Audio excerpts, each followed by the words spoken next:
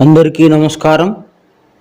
విద్య నేర్పిన గురుదేవుల పాద పద్మములకు శిరస్సు వంచి నమస్కరిస్తూ, కర్మ సిద్ధాంతం అంటే ఏంటో తెలుసుకుందాం. కర్మ అనే పదము క్రైస్తవ సమాజం వారికి పరిచయం లేదు. బైబిల్లో లేదు కాబట్టి పరిచయం లేదు. హిందూ సమాజం వాళ్ళకి పరిచయం ఉన్నది. వారి నోటి నుండి ఈ పదం వస్తూ ఉంటుంది. వారికి ఈ కర్మ సంబంధమైన కొంత జ్ఞానము తెలుసు. ఖురాన్లో కూడా కర్మ అనే పదాలు ఉపయోగించబడ్డాయి. కానీ వారు బోధకులుగా, క్రైస్తవ బోధకులు వల్లే కాక అందరితో మాట్లాడకపోవటం చేత ఆ ఖురాన్లో ఏముందో మనకు తెలియదు. ఈ క్రైస్తవ సమాజంలో దేవుని బోధ గ్రంథం చదివి బయటికి చెప్పటంలో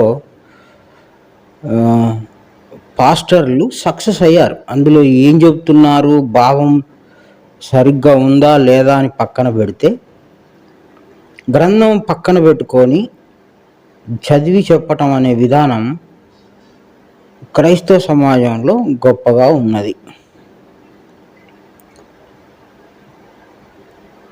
అయినప్పటికీ కర్మ సిద్ధాంతం తెలియని వారిగా ఉన్నారు. వారికి కర్మ సిద్ధాంతం అనేది దూరముగా ఉన్నది. హిందూ సమాజంలో ఉన్నవారు కర్మ నమ్ముతారు. ఏదైనా ప్రమాదం జరిగినప్పుడు, ఏదైనా ఇబ్బంది వచ్చినప్పుడు ఇది నా ప్రారబ్ధం అంటారు. అక్కడి వరకు వారికి ఇవ్వబడిన జ్ఞానము, విశ్వాసము, నమ్మకము అది చాలా గొప్పది అని చెప్పవచ్చు. వాస్తవంగా భగవద్గీతకి దూరమైన హిందూ సమాజం చెడిపోయింది అని చెప్పుకోవచ్చు. భగవద్గీతకు దూరమైన హిందూ సమాజం చెడిపోయినట్లే. ఖురాన్ జ్ఞానము మనకి ఇంకా అందుబాటులోకి రాలేదు. వాస్తవంగా అందులో బోధకులు బయటికి వచ్చి చెప్పకపోవటం చేత అందులో ఉన్న జ్ఞాన వివరం అందరికీ తెలియదు. క్రైస్తవ సమాజంలో కర్మ అనేది ఆ మాట కానీ ఆ పదం కానీ విన్నప్పుడు మనసులు అల్లకల్లోలం అయిపోతుంటాయి. ఇది ఎక్కడిదో కొత్త పదం, ఇది ఎక్కడిదో మత పదము, ఇది ఎక్కడిదో వేరేది తీసుకొచ్చి మాకు పూస్తున్నారు, వీరు అన్య మతస్థులు, ఇంకొకటి అని అలవాటు పడిన పదాలతో, అలవాటు పడిన భాషతో మనస్సుని ఆ కోణంలో నడుపుకుంటున్న ఈ క్రైస్తవ సమాజం వారికి ఈ కర్మ అంటే ఇది హిందూ మాట, హిందూ జ్ఞానం అనుకుంటారు. కానీ వాస్తవంగా కర్మ అంటే భగవద్గీత ప్రకారం జీవుడి యొక్క లెక్కాచారము అని అర్థం. భగవద్గీత ప్రకారం కర్మ అంటే జీవుడి యొక్క లెక్కాచారం. అంటే వాడు ఏం తినాలి, ఏం తాగాలి, ఎట్లా బతకాలని నిర్ణయించబడిన జీవితాన్ని కర్మ అంటారు. ఆ కర్మకు, అనుభవించే కర్మకు ప్రారబ్ధము అని పేరుంది. ఇది హిందువుల నోటి నుండి వస్తూ ఉంటుంది.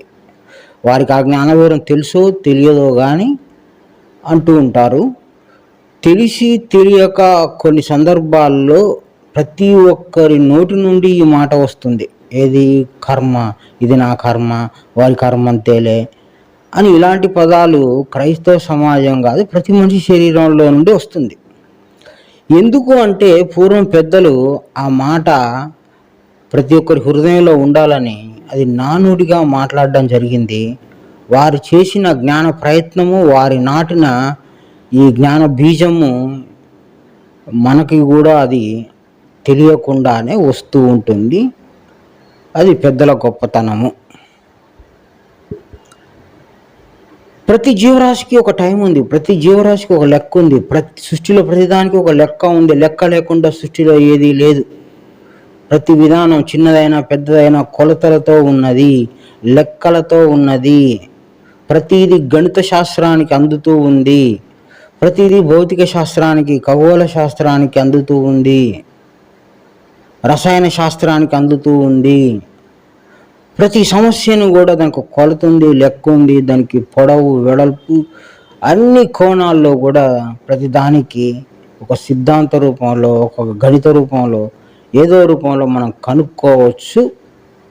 ఏది కూడా లెక్క లేకుండా ఏది లేదు, అన్ని లెక్కలతో ఉన్నాయి. ఒక పక్షి తను ఎలా ఉండాలి, ఎంత ఉండాలి, ఎంతకాలం జీవించాలి అని నిర్ణయం జరిగే ఉంది.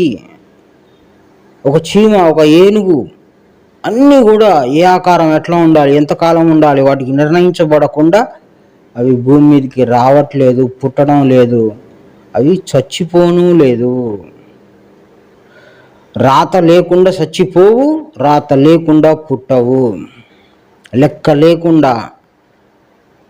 లెక్క లేకుండా సావటం కుదరదు, లెక్క లేకుండా పుట్టటము కుదరదు. ప్రతిదీ లెక్కాచారంతో జరుగుతూ ఉంటుంది. ఏ జీవరాశి ఎంతకాలం బతకాలి, అది ఎట్లా ఉండాలి, దానికి ఆహారం అన్నీ మొత్తం అన్ని రకాలుగా ఎటు పరిశీలన చేసినా కూడా లెక్క లేకుండా ఏ జీవరాశి పుట్టదు, ఏ జీవరాశి పెరగదు, ఏ జీవరాశి చచ్చిపోదు. అన్నిటికీ లెక్క ఉంటుంది. ఆ లెక్కాచారంతో ఉన్నదాన్ని కర్మ అంటాం. కర్మ అంటే ఇంకోటి ఏమి కాదు, లెక్కాచారము. ఈ లెక్కాచారంతోనే ప్రతి మనిషి బతుకుతూ ఉంటాడు. గొప్పవాడిగా, బీదవాడిగా, తెలివైనవాడిగా, తెలివి తక్కువవాడిగా, బలవంతుడిగా, బలహీనుడిగా, రోగస్తుడిగా, లేమివాడిగా, కలిమివాడిగా, ఏదైనా సరే ఏ విధానంతో ఎవడు బతికిన దానికి లెక్క ఉంది. నేను కటిక పేదరికంలో బతుకుతున్నాను, లెక్క ఉంది. ధనవంతుడిగా బతుకుతున్నాడు, లెక్క ఉంది. ఆ లెక్క ప్రకారం వాడు బతుకుతాడు. రాజుగా లెక్క ఉంది. అయ్యో నాకు వ్యాధి వచ్చింది, లెక్క ఉంది. వ్యాధి పోయింది, లెక్క ఉంది. ఏ ఆపదైనా సరే లెక్క ఉంది. అది వచ్చిందంటే దానికి లెక్క ఉండబట్టే వచ్చింది, లేకపోతే రాదు. లెక్క లేకపోతే రాదు. ఏ ఆపదైనా సరే అది నీ మీదికి రాకముందే అది ఒక ప్రత్యేకమైన గ్రంథంలో రాయబడి ఉంది. ఆ గ్రంథము నీ మెడలోనే వేలాడదీయబడి ఉంది అని అంతిమ దైవ గ్రంథమైన ఖురాన్ చెప్తా ఉంది. లెక్క ఉంది. అక్కడ కూడా నీ దగ్గరికి ఒక ఆపద రావాలంటే లెక్క ఉంది, రాసి ఉంది. అది నీకు అది నిన్ను తాకముందే రాసి పెట్టుంది. ఆ సమయానికి అది వస్తుంది నీ దగ్గరికి. అది రోగ రూపంలో కావచ్చు, బాధ రూపంలో కావచ్చు. అది ఏదైనా నీ దగ్గరికి రావాలి అంటే దానికి ఒక లెక్క ఉంది, రాత ఉంది. దాని ప్రకారమే వస్తుంది, లేకపోతే రాదు. రాసి పెట్టి ఉంటే వస్తుంది అనేది పెద్దల మాట కూడా ఉంది. మనం కూడా అప్పుడప్పుడు ఉంటాం, నాకు రాసి పెట్టి ఉంటుంది నాకు వస్తుందిలే అంటారు. సత్యం అది. వాళ్ళు తెలిసినా తెలియక అన్నా కూడా 100% సత్యం. రాసి పెట్టబడకుండా ఏది జరగదు సృష్టిలో. అన్నిటికీ కొలతలు, లెక్కలు ఉన్నాయి. ప్రతి జీవరాశి ఎంతకాలం బతకాలి, ఎంత పొడవు ఉండాలి, ఎంత వెడల్పు ఉండాలి, అది ఏం తిని బతకాలి, దానికి ఏ ఆహారం సమకూర్చాలి, దానికి మొత్తం లెక్క ఉంది. ఈ విషయాన్నే గురువు అయిన క్రీస్తు బైబిల్లో 10వ అధ్యాయం 30వ వచనం మత్తయి సువార్తలో, నీ తల వెంట్రుకలన్నీ లెక్కింపబడి ఉన్నాయి, నీ తల వెంట్రుకలన్నీ లెక్కింపబడి ఉన్నాయి కనుక నువ్వు భయపడకు. తల వెంట్రుకలన్నీ లెక్కింపబడి ఉన్నాయంటే నీకు నీ నెత్తి మీద ఎన్ని ఎంటికలు ఉండాలో నేను అన్నే పెట్టినా. నాకు లెక్క తెలుసు కాబట్టి పెట్టినా. నాకు కొంచెం ఎంటికలు తక్కువ ఉన్నాయి, ఆ తక్కువ అన్నీ లెక్క నాకు తెలుసు, అన్నీ ఉండాలని నేను పెట్టినా. ఏమి లేవు నా నెత్తి మీద ఎంటికలు అంటే ఏమి లేవు అని కూడా నాకు తెలుసు. నీకు ఎన్ని ఉండాలనో తెలుసు, ఎన్ని పెట్టాలనో నాకు తెలుసు. నీ బలం ఎంతో, నీ ఆయుష్ ఎంతో, నువ్వు ఏం జీవించాలో, ఏం తినాలో అంత లెక్క ఉంది. అంటే ఒక్క ఉదాహరణ, నీ శరీరంలో నీ తల మీద ఒక ఉదాహరణ చెప్పాడు. ఆ ఉదాహరణ అంతా వర్తిస్తుంది, ప్రతి ఒక్కరికి వర్తిస్తుంది, ప్రతి ఒక్కరికి వర్తించే విధంగా చెప్పాడు. అందరికీ లెక్క ఉంది, ఆ లెక్క ప్రకారం పుడుతూ ఉంటారు, చచ్చిపోతూ ఉంటారు. అయ్యయ్యో నాకు పుట్టిన ఒక్కగానొక్క పాప 5 ఏళ్ళకే చనిపోయాడు, దేవుడికి న్యాయం లేదు. లెక్క ఉంటేనే లెక్క, న్యాయంతో దేవుడికి సంబంధం లేదు. దేవుడికి లెక్కలు కొలతలతో సంబంధము. ఒకడు 20 ఏళ్ళకే చచ్చిపోతాడు, ఆ లెక్క అంతవరకే ఉంది, వాడు అంతవరకే ఉండి చచ్చిపోతాడు. ఒకడు పుట్టి 1 గంట సేపు ఉండి చచ్చిపోతాడు, వాని లెక్క అంతే. ఒకడు ఇంకా చావడేంద్ర, వీనికి 100 వచ్చినాయి అని అనుకున్న వాడు చావడు. ఎందుకు? వానికి లెక్క పూర్తి అయ్యేంత వరకు ఉండాల్సిందే, వాని లెక్క వానికి. వాడు దగ్గుతూనో తుమ్ముతూనో మనసానికి అతుక్కొని వాడు బతకాలాడు. వాని లెక్క పూర్తయ్యేదాకా వాడిని తీసుకుపోయేది లేదు, వాడి భూమిని వదిలిపెట్టి పోయేది లేదు. ఆ లెక్క పూర్తయిన రోజును వాడిని ఆపేదానికి కూడా లేదు. ఈ విధంగా చాలామంది చావును కోరుకుంటారు. నేను ఎందుకు, నాకు బతుకు, చచ్చిపోతే బాగుండు, అది ఇది అనుకుంటారు. కానీ రాదు. లెక్క పూర్తయ్యేంత వరకు నువ్వు ఎన్ని ప్రయత్నాలు చేసినా రాదు, నువ్వు ఎంత కోరుకున్నా కూడా అది రాదు. ఏదైనా అంతే. క్రీస్తు చెప్పిన మాట బాగా పరిశీలన చేస్తే, భగవద్గీతలో మాట పరిశీలన చేస్తే, ఖురాన్లో మాట పరిశీలన చేస్తే కర్మ సిద్ధాంతం బయటపడుతూ ఉంది. అంటే కర్మ అనే ఒక లెక్క ఆచారంతో ఉంది ఈ సృష్టి, ఈ మనుగడ, ఈ జీవరాశి అని. ఈ జీవరాశి అంతా ఒక లెక్కతో నడుస్తూ ఉంది కాబట్టి ఆ లెక్కనే ఏమంటున్నాము? కర్మ సిద్ధాంతము అంటాం. నువ్వు రాసుకొని వచ్చావు, నువ్వు పుట్టగానే నువ్వు ఎంతకాలం బతకాలో నిర్ణయించబడి ఉంది, ఏం తినాలో ఉంది, ఎంతకాలం, ఎంత ఆరోగ్యంగా, ఎంత అనారోగ్యంగా, ఎంత బలంగా, ఎంత బలహీనంగా, ఎంత ఉన్నతంగా, ఎంత లేమితనంగా ఉండాలో రాసి పెట్టబడి ఉంది. కనుక నువ్వు భయపడకు అన్నాడు. నా అంతటితో ఆపలేదు క్రీస్తు. నీ తల వెంట్రుకలన్నీ లెక్కింపబడి ఉన్నాయి గనుక నువ్వు భయపడకు అన్నాడు. భయపడకు అనేది ఎందుకు పెట్టాడు? లెక్క ఉంది, ఆయన లెక్క ఉంది కాబట్టి నువ్వు భయపడాల్సిన పని లేదు, నీకు రావాల్సిందే వస్తుంది. నువ్వు భయపడకపోయినా, ఏం జరిగినా జరగకపోయినా నీ సొమ్ము ఒక లాక్కునేది లేదు. నీకు నిర్ణయించబడిన దానికంటే ₹1 ఎక్కువ కానీ ₹1 తక్కువ కానీ సంపాదించలేవు. అందుకే పూర్వం పెద్దలు ఎగిరెగిరి దంచిన అదే కూలి, ఎగరకుండా అదే దంచిన కూలి అంటారు. ఎగిరెగిరి దంచిన అదే కూలి, ఎగరకుండా సైలెంట్గా పని చేసుకున్న అదే కూలి. అంటే నాకు వచ్చేదే వస్తుంది, నేను ఉరుకుతేనే ₹1 ఎక్కువ రాదు, నాకు నెమ్మదిగా ఉన్నాను, నాకు ₹1 తక్కువ రాదు. సోమరిగా, హుషారుగా నువ్వు ఎట్లా నీకు వచ్చేదే వస్తుంది. నువ్వు హుషారుగా ఉన్నావు అంటే హుషారుగా ఉండే లెక్క నీ దగ్గర ఉంది. సోమరిగా ఉన్నావు అంటే నీ లెక్కలో సోమరితనానికి సంబంధించిన సమాచారం ఉండబట్టే జరుగుతుంది. నువ్వు బలంగా ఉన్నావు అంటే ఆ సమాచారం నీకు రాసి పెట్టబడింది కాబట్టి నువ్వు బలంగా ఉన్నావు. అనారోగ్యంగా ఉన్నావు అంటే నీకు ఆ సమాచారం రాసి పెట్టబడి ఉంది కాబట్టి అట్లున్నావు. ఈ రాసి పెట్టబడిన జీవితం నువ్వు గడుపుతా ఉన్నావు కాబట్టి నువ్వు అస్వతంత్రుడివి. అస్వతంత్రుడు అంటే వాడు సొంత నిర్ణయం తీసుకునే అధికారం లేనివాడు, జైల్లో పడ్డ జీవితం లాంటివాడు, నిర్ణయించబడిన జీవితాన్ని గడుపుతూ ఉన్న వ్యక్తి కాబట్టి వీడు కర్మ సంబంధికుడు, లెక్కాచారంతో బతికేవాడు.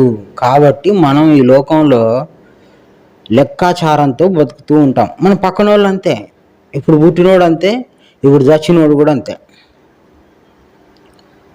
లెక్క లేకుండా ఎవడు పోడు, లెక్క లేకుండా నీకు ఏది జరగదు. సృష్టిని ఇంత పకడ్బందీగా నడుపుతూ ఉన్నాడు కాబట్టి క్రీస్తు చాలా పెద్ద సీక్రెట్ మనకు చెప్పాడు. నీ తల వెంట్రుకలన్నీ లెక్కింపబడి ఉన్నాయి కనుక నువ్వు భయపడకు. నువ్వు ఎందుకు భయపడతావు? నీకు ఆయుష్ 60 ఏళ్ళు రాశాడు అనుకో, నిన్ను ఎవడు ఏం చేయలేడు. 60 ఏళ్ళ వరకు నీకు సావు రాదు. అమ్మో ఏమో అవుతుందేమో అని భయపడ్డా నీకు సావు రాదు. నీకు నిర్ణయించబడిన రోజే నువ్వు చచ్చిపోతావు. కానీ నువ్వు భయపడ్డావని ముందు పోవటము, నువ్వు ధైర్యంగా ఉన్నావు కదా ఇంకొక 2 సంవత్సరాలు పొడిగించటం అట్లే ఉండదు. నిర్ణయించబడిన జీవితంలో నువ్వు చచ్చిపోతావు అంతే. అయ్యో పెళ్ళై 2 సంవత్సరాలు అయిపోయింది, మా భార్య చచ్చిపోయింది లేదా మా భర్త చచ్చిపోయాడు, నిర్ణయించబడింది అంతవరకే. ఎంతవరకు అంటారు పెద్దలు, నూకలున్నంత వరకే.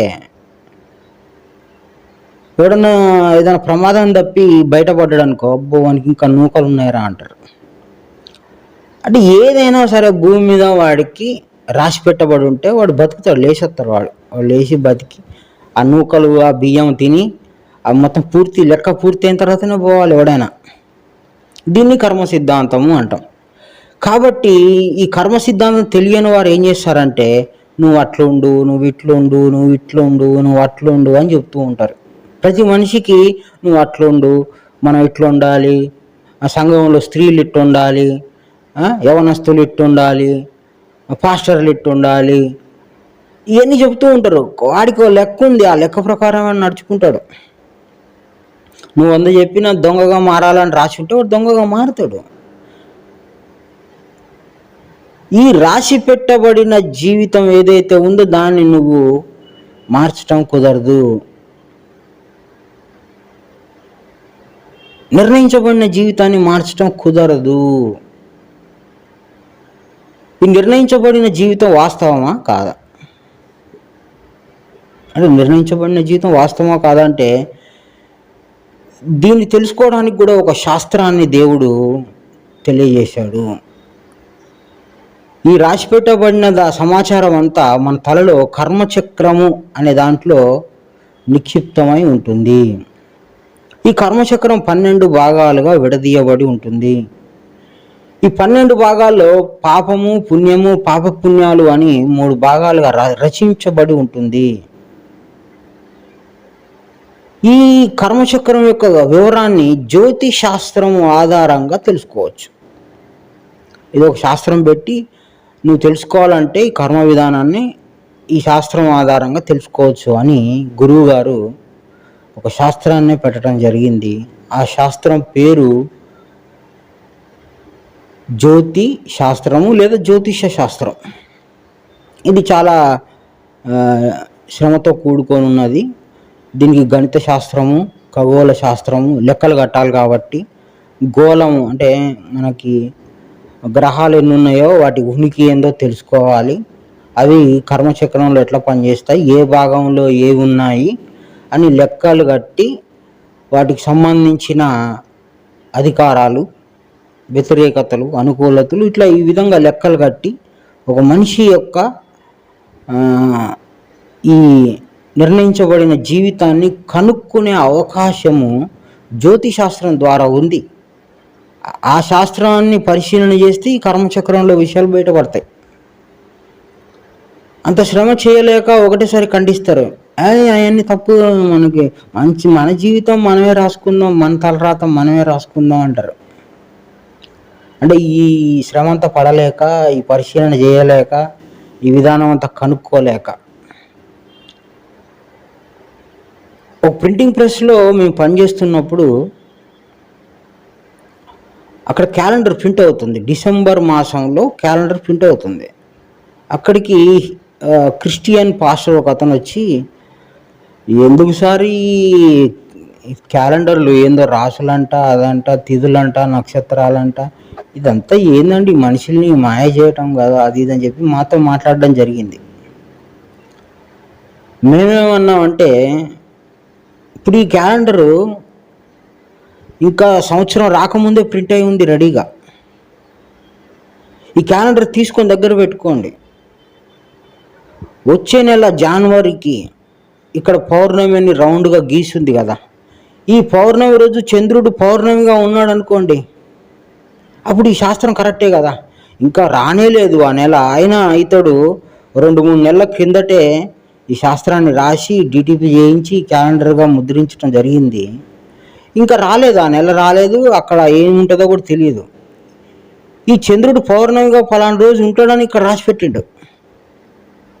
మీరు వెళ్ళి ఆ రోజు పరిశీలన చేస్తే తప్పు అని మీరు చెప్పవచ్చు. ఊరికే నోరు ఉంది కదా అని తప్పు తప్పు అంటే అది చాతగానితనం అవుద్ది, అది పరిశీలన జ్ఞానం లేని విధానం అవుద్ది అని ఆ రోజు మేము ఆ వ్యక్తికి చెప్పాం. ఈ విధంగా ప్రతి వ్యక్తి కూడా తనకు తెలిసిన దాంతో ఖండించడం మొదలు పెడతాడు. పరిశీలన చేయరు, పరిశోధన చేయరు. దాని వెనుక ఏముందో, లెక్కలు కొలతలు ఎంత దూరం ఉందో, ఎంత శ్రమ ఉందో, ఆ దారి ఎంత పొడుగుందో తెలుసుకోవడానికి ప్రయత్నం చేయరు. నిందించడంలో మాత్రం ఒక క్షణంలో జరిగిపోద్ది కాబట్టి అందరూ నిందించడానికి, వ్యతిరేకించడానికే ఇష్టపడతారు. ఎందుకంటే ఒకసారి వ్యతిరేకిస్తే దాని మీద శ్రమ చేయనక్కర్లేదు, ఆ విద్య తెలుసుకోనక్కర్లేదు, హ్యాపీగా ఉండొచ్చు అని. ఆ బలహీనత, జారత్వం మనకు ఉండకూడదని ఈ కర్మ సిద్ధాంతాన్ని బైబిల్లో కూడా క్రీస్తు చెప్పాడని మనం గ్రహించుకోవాలి. ప్రతి విషయం కూడా దేవుడి విధానంలో శాస్త్రబద్ధంగా, సత్యంగా మనం తెలుసుకోవాలి. కానీ బైబిల్ దగ్గరకు వచ్చినప్పుడు ఆ సమయాన్ని 100% జ్ఞానం తెలుసుకోవడానికి ఉపయోగించాలి. ఈ విధంగా కర్మ సిద్ధాంతం ఉన్నదని బైబిల్ చెప్తుంది, భగవద్గీత చెప్తుంది, ఖురాన్ చెప్తుంది. దాని కొరకు ఒక ప్రత్యేకమైన జ్యోతిష శాస్త్రమే ఉంది. శ్రద్ధ ఉన్న వాళ్ళు వెళ్ళి పరిశోధన చేసి చదవండి, అంత దాని ఖచ్చితత్వం మీరు తెలుసుకోవచ్చు. అప్పుడు మీరు ఒప్పుకోవచ్చు, అప్పుడు మీరు విశ్వసించవచ్చు. తెలియకుండా ఖండించడం అనేది అది మూర్ఖత్వం అవుతుంది. కనుక క్రీస్తు చెప్పిన ఈ నీ తల వెంట్రుకలన్నీ లెక్కింపబడి ఉన్నాయనేది కర్మ సిద్ధాంతం. సిద్ధాంతం అంటే మారనిది, ఎప్పటికీ ఉంటుంది. నువ్వు ఎప్పుడు తెలుసుకోవాలన్నా రెడీగా ఉంటుంది. ఎప్పుడు నెరవేరుతూ ఉండేదాన్ని సిద్ధాంతం అంటాం. ఎప్పుడు నెరవేరుతూ ఉంటుంది. కనుక ఈ కర్మ సిద్ధాంతాన్ని బాగా పరిశీలన చేసి మాకు నిర్ణయించబడిన జీవితం మేము గడుపుతున్నామని విశ్వసించాలి, నమ్మాలి. అది నమ్మినప్పుడే నీకు జ్ఞానం అర్థమవుతుంది. బైబిల్లో ఇది చాలా కీలకమైన, ముఖ్యమైన, రహస్యమైన, గుప్తమైన, అవసరమైన జ్ఞానము. కర్మ సిద్ధాంతం తెలియకుండా నాకు క్రీస్తు అర్థమయ్యాడు అంటే తప్పు అవుతుంది, దారి తప్పిన లెక్కలు అవుతాయి.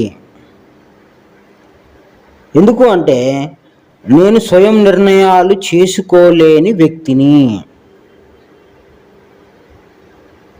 అని నువ్వు నిర్ధారించుకున్న రోజున అప్పుడు ఏం చేయాలి, క్రీస్తు వాక్యం ద్వారా నెక్స్ట్ ఏం జరుగుతుంది అనేది సెకండరీ. అంటే తర్వాత, ముందు నా పరిస్థితి ఇది అని నువ్వు గుర్తించి నిలబడ్డప్పుడు అప్పుడు నీకు జ్ఞానము అర్థమవడానికి అవకాశం ఉంటుంది. నిర్ణయించబడిన దానిని, నిర్ణయించబడి గడుపుతున్న జీవితాన్ని చెడిపివేయటానికి, లేకుండా చేయటానికి, మార్చుకోవడానికి ఒక అవకాశం ఉంది. ఆ అవకాశమే క్రీస్తు జ్ఞానము. నా జీవితం నిర్ణయించబడి ఉంది, దాన్ని మార్చుకోవాలంటే ఒకే ఒక్క మార్గము, దేవుని మార్గము. ఈ దేవుని మార్గంలో వెళ్తేనే ఇది మారుతుంది, కానీ మరొకటి కాదు అని ఒక నిర్ణయానికి వస్తాము. కాబట్టి కర్మ సిద్ధాంతం తెలియని వారికి దేవుడి మాట మీరు ఎన్ని కోణాల్లో, ఎన్ని రకాలుగా పరిశీలించినా అది అర్థం కానట్లే. నువ్వు భయపడుతున్నావు అంటే నీ కర్మ సిద్ధాంతం తెలియదు అని. కర్మ సిద్ధాంతం తెలిస్తే నాకు వచ్చేదే వస్తుంది, నాకు ఏది రావాలని అదే వస్తుంది.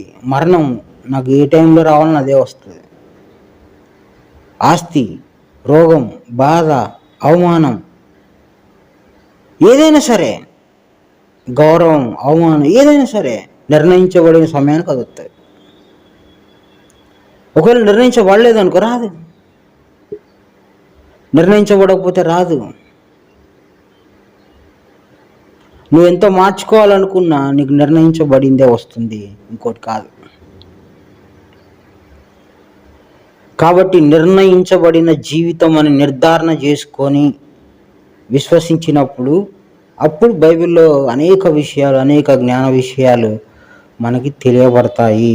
అవి ఎట్లా మనకు ఉపయోగపడతాయి, ఏ కోణంలో అవి మన కర్మను లేకుండా చేస్తాయి, అవి మన లెక్కను మార్చేస్తాయి.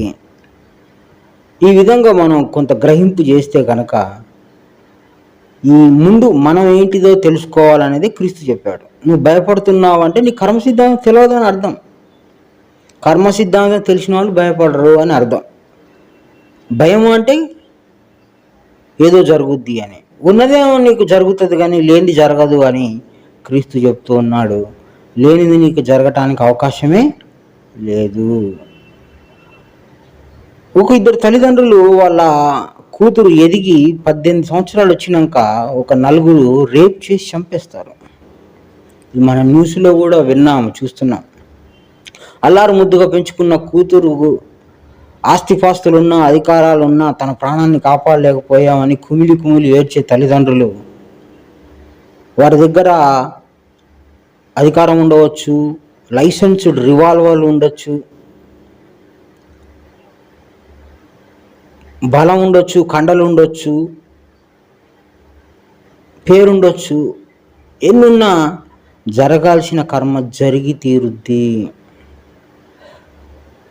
తల్లిదండ్రులకు ఆస్తి ఇవ్వచ్చు, తల్లిదండ్రులు పిల్లలకి ఆస్తులు ఇవ్వచ్చు, కార్లు ఇవ్వచ్చు, బంగ్లాలు ఇవ్వచ్చు, కానీ కర్మ మార్చలేరు. వాళ్ళకి జరిగే ఆపదని తల్లిదండ్రులు పోగొట్టలేరు, ఎవరికి వాళ్ళు కూడా పోగొట్టుకోలేరు. ఆ ఆపద పోవాలి అంటే క్రీస్తు జ్ఞానము మనకు కావాలి, దేవుడి జ్ఞానం మనకు కావాలి. ఆ జ్ఞానమే సర్వ పాపాలని కడిగేస్తుంది, లేకుండా చేస్తుంది. ఒకవేళ ఆ హత్యా పాపము, ఆ మానభంగ పాపము అది అనుభవించేది ఉంటే, ఒకవేళ నువ్వు ఆ జ్ఞానం, దేవుడి జ్ఞానం తెలుసుకొని ఆ జ్ఞానం ప్రకారం నడుచుకుంటే ఆ కర్మ లేకుండా పోయి తప్పించుకోవచ్చు. ఇది ఎవరికి వారు చేయాల్సిన పని. పిల్లలకి తల్లిదండ్రులు ఏదైనా ఆస్తిగా ఇవ్వాలనుకుంటే అది దేవుడి జ్ఞానమే తప్ప మిగతా ఏది ఇచ్చినా అది వాళ్ళ కర్మలో సంబంధించిందే కానీ ఇంకోటి ఏం కాదు. వాళ్ళకి రావాల్సిందే వస్తుంది, వాళ్ళకి దక్కాల్సిందే దక్కుద్ది. కానీ జ్ఞానము, తల్లిదండ్రులు జ్ఞానం తెలుసుకొని పిల్లలకి జ్ఞానం ఇస్తే పిల్లల్ని రక్షించిన వారు అవుతారు, తల్లిదండ్రులు ఎవరికి వాళ్ళే రక్షించుకున్న వాళ్ళు అవుతారు. పిల్లలు అనేక ప్రమాదాల నుండి జ్ఞానం తెలుసుకుంటే బయటపడిపోతారు వాళ్ళు. ఈ జ్ఞానమే సర్వపాపాలను కడిగేస్తుంది, నిర్ణయించబడింది. అందుకోసమని జ్ఞానం పవిత్రమైంది, జ్ఞానం ముఖ్యమైంది. ఈ జ్ఞానం తెలుసుకుంటేనే వాడు ఈ మనిషి జన్మకు వచ్చినందుకు ప్రయోజనము. కర్మ సిద్ధాంతం బాగా తెలియాలి, అన్ని కోణాల్లో దీన్ని పరీక్షించుకొని చూసుకోవాలి. దీని అన్ని కోణంలో పరీక్షించి ఇది కరెక్టు, ఇది ఖచ్చితత్వం నిర్ధారణ చేసుకున్న తర్వాతనే మనం వాక్యంలో మిగతా విషయాల వైపు వెళ్ళాలి. లేదంటే అనేకమైన ప్రశ్నలు వస్తాయి, వాటికి సమాధానాలు చెప్పలేక జ్ఞానము తప్పుదో పట్టిపోతుంది, భావం చెడిపోతుంది, అర్థం కాదు, స్వతంత్రులము కాదు, స్వతంత్రులము కాదు. కనుక స్వతంత్రత లేని జీవితం గడుపుతూ ఉన్నాము, నిర్ణయించబడిన జీవితం గడుపుతున్నాము. దీని నుంచి మనకి ఏదైనా వెసులుబాటు ఉందా అంటే ఉంది, దానినే జ్ఞానము అంటాము, క్రీస్తు రక్తం కూడా అనొచ్చు. ఈ జ్ఞానం ఎందుకొరకు అయ్యా అంటే నిర్ణయించబడిన జీవితాన్ని కొట్టివేయడానికి, నిర్ణయించబడిన జీవితాన్ని మార్చడానికి. ఈ నిర్ణయించబడిన జీవితము తప్పించుకొని దేవుని మార్గంలో ప్రయాణించడానికి. ముందుగా మనకు నిర్ణయించబడిన జీవితాన్ని కర్మ అంటాము. ఇది ప్రతి ఒక్కరి శరీరంలో, కుక్క, పంది, ఎలక, పిల్లి, ఈ సర్వజీవరాశుల్లో ఈ సిద్ధాంతం పనిచేస్తుంది. ఈ సిద్ధాంతం మనిషికే కాదు, సర్వజీవరాశులకు కూడా పనిచేస్తుంది. కనుక ఈ వాక్యము మనుషులకే కాదు, సర్వజీవరాశులకి కూడా. కనుక కర్మ సిద్ధాంతము వంట పట్టించుకొని దాన్ని ఖచ్చితంగా తెలుసుకొని దాని వైపు ప్రయాణించి అన్ని కోణాల్లో ఆలోచన చేసి నిర్ణయం తీసుకొని నిలబడితే కానీ మిగతా విషయాలు అర్థం కాదు. ఇక్కడ చాలా గట్టిగా నిలబడాల్సిన పని ఉంది ఈ వాక్యం మీద. ఈ వాక్యం చదివి వదిలేయకూడదు. ఈ వాక్యము లోతైనది, చాలా గుప్తమైనది, రహస్యమైనది, మర్మమైనది. ఏది తనంతట తాను నీ దగ్గరికి రాదు, శోధించి సాధించాలంటారు. ఆ మాట బయట తీసుకొని ప్రయత్నం చేస్తే నీకేది రాదు. నువ్వు నల్లగున్నోడు తెల్లగా కాలేవు, 3 అడుగులు ఉన్నోడు 6 అడుగులు కాలేవు. నీకు నిర్ణయించబడిన జీవితం ఒక్కరోజు కూడా నువ్వు ఎక్కువ పొడిగించుకోలేవు, ఒక్కరోజు కూడా నువ్వు తగ్గించుకోలేవు. ఈ బయట సూత్రాలు బయటనే వదిలిపెడితే చాలా మంచిది. నీకు నిర్ణయించబడిన జీవితమే నువ్వు గడుపుతావు. ఆ జీవితం అయిపోగానే వెళ్ళిపోతావు. కనుక నిర్ణయించబడిన జీవితాన్ని కర్మ సిద్ధాంతము అంటాం. కర్మ సిద్ధాంతాన్ని ఎవరైతే నమ్ముతారో, క్రీస్తు వాక్యాన్ని ఎవరైతే నమ్ముతారో, విశ్వసిస్తారో, దాని ప్రకారము అక్కడ నిలబడి ఆ వాక్యం ఆధారంగానే మిగతా వాక్యాన్ని ఎవరైతే చూస్తారో అప్పుడు జ్ఞానం అర్థమయ్యేదానికి అవకాశం ఉంటుంది. కర్మ సిద్ధాంతము క్రీస్తు చెప్పినట్లే జరుగుతుంది, ఇంకో రకంగా జరగదు. దుడుకు పేతురుని తీసుకుందాము. నేను అబద్ధం ఆడను తండ్రి అంటాడు. ఏమని? నీతో పాటు నేను చావవలసి వచ్చినను. మీసం తిప్పాడు.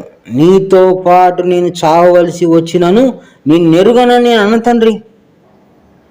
క్రీస్తేమో నువ్వు ముమ్మారు అబద్ధం ఆడతావా? 3 సార్లు నువ్వు అబద్ధం ఆడతావయ్యా అంటే ఎదుటివాడి శరీరంలో వాడికి సొంత నిర్ణయం ఉండదు, అది కర్మ ప్రకారమే ఆడిస్తుంది, మాట్లాడిస్తుంది అని క్రీస్తు అతనికి చెప్తున్నాడు, ఎడ్యుకేట్ చేస్తాడు. అయ్యా నీ శరీరం నీ ఆధీనంలో లేదు, నీ మాట నీ ఆధీనంలో లేదు, నీ చూపు నీ ఆధీనంలో లేదు. ఏది ఎప్పుడు ఎలా మాట్లాడాలో దానికి ఒక నిర్ణయం ఉందయా. నువ్వు ఎవరు మాట్లాడను, అబద్ధం ఆడను అనడానికి? అదొక చట్టం, అదొక సిస్టమ్ ఉంది అని పేతురికి చెప్తే, లేదు తండ్రి నేను అబద్ధం ఆడను, ముమ్మారు అసలుగా ఆడను, నేను చచ్చిపోతే అవసరమైతే కానీ ఆడను అంటాడు. కానీ క్రీస్తు చెప్పిన కర్మ సిద్ధాంతమే ఆ పేతురులో నెరవేరింది. అప్పుడు పేతురికి అర్థమయ్యి తను పశ్చాత్తాపడి ఏడవటం జరిగింది. ఎందుకు అంటే శరీరాన్ని, కర్మ సిద్ధాంతాన్ని ఇంకా పరిపూర్ణంగా అర్థం చేసుకోకపోవటం చేత ఆయన దుఃఖించటం జరిగింది. ఏ మాట ఎప్పుడు ఏది వస్తుందో ఎవరికి తెలియదు. ఎందుకు? కర్మలో ఏది ఉంటే అదే వస్తుంది. ఒక మాటే నీ ఆధీనంలో లేదు, కర్మ ఆధీనంలో ఉంది, దాని ప్రకారమే వస్తుంది కానీ ఇంకోటి కాదు. 3 సార్లు అబద్ధం ఆడాలని క్రీస్తు లోపల కర్మచక్రంలో ఉన్న కర్మని చదివి చెప్పాడు. అది ఆయనకు సాధ్యమైంది, మనకు సాధ్యం కాదు కాబట్టి మనం చెప్పలేము. ఆయనకి మన తలలో ఉన్న కర్మచక్రంలో ఉన్న సమాచారాన్ని చదివి చెప్పగలిగే స్తోమత ఉన్నవాడు కాబట్టి చదివి చెప్పాడు. అదే జరిగింది. అంటే లోపల ఉన్నదే జరుగుతుందిరా, నీ సొంత నిర్ణయం లేదురా, నువ్వు స్వతంత్రుడివి కాదు అంటున్నాడు గురువైన క్రీస్తు. ఈ కోణంలో బాగా ఆలోచన చేయండి. కర్మలో ఉన్నదే జరుగుతూ ఉంది కనుక నిర్ణయించబడింది ఎవడు మార్చలేడు. కనుక ప్రతి ఒక్కరికి కర్మ ఉంది కాబట్టి ప్రతి ఒక్కరు క్రీస్తు వాక్యం దగ్గరికి రావాలి. అక్కడికి వస్తే కాల్చుకోవడానికి ఎందుకు? రోగ బాధలు ఉన్నాయి, క్రీస్తు దగ్గరికి అంటే బైబిల్ వాక్యం దగ్గరికి వచ్చి అర్థం చేసుకొని దేవుని ఇట్లా శరణ వేడుకోవాలి, దేవుడు అంటే ఏంటిది ఈ వివరంతో తెలుసుకొని శరణ వేడుకొని ఉన్న కర్మను కాల్చుకోవడానికి మనం బైబిల్ దగ్గరకు వస్తాం.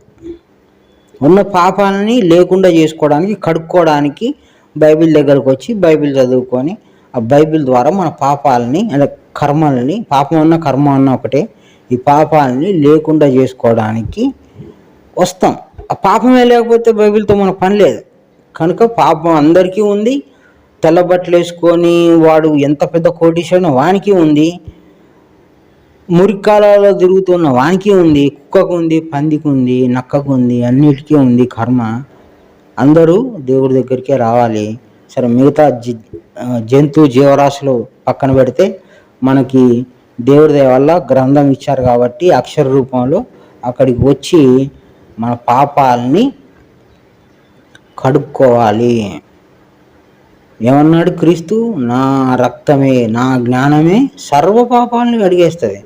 సర్వ పాపాలు ఎవరి దగ్గర ఉన్నాయి? అందరి తలలో ఉన్నాయి. కాబట్టి అందరి తలలో ఉన్న సర్వ పాపాలని క్రీస్తు అనే వాక్యం దగ్గరికి వచ్చి కడుక్కోవటం మొదలు పెట్టాలి. కడగటం ఎట్లా అవుద్ది అని అంటే, ముందు నేను నిర్ణయించబడింది జీవితం గడుపుతున్నాను అనుకొని నువ్వు అనుకున్నప్పుడే అక్కడికి పోతే మార్పు జరుగుతుంది. కనుక కర్మ సిద్ధాంతాన్ని బాగా అర్థం చేసుకోవాలని కోరుకుంటూ అందరికీ నమస్కారం. గురు సమర్పణం.